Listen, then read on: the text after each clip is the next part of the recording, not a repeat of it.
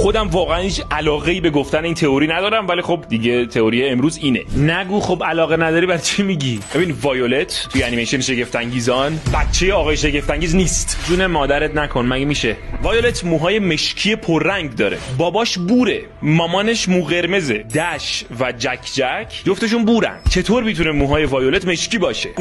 نکته چیست؟ توی خونه شگفت انگیزان تنها عکسی که معروف به خانواده خودشون نیست یه عکسی از هلن در کنار یه خلبان، دوست قدیمیشون بوده، ظاهرا اسمش اسناگ بوده. اگه خوب دقت کنی فرم صورت وایولت اصلا خیلی شبیه اسناگه تا اینکه بخواد شبیه آقای شگفت انگیز باشه. و اگه این قضیه درست باشه رسما میشه گفت که وایولت دختر آقای شگفت انگیز نیست. پشمام. حتی نمیدونم، شاید مامانش موهاشو رنگ کرده. حالا تو اون سن نمیدونم برای چی باید موی دخترت رو رنگ کنی؟ دخترت اصلا ابرقهرمان، رنگ موش تاثیر داره. به هر حال کلا خانواده شگفت انگیزانو زیر و رو کردی. الان بفهم آقای شگفت انگیز میره یارو رو دارک شد.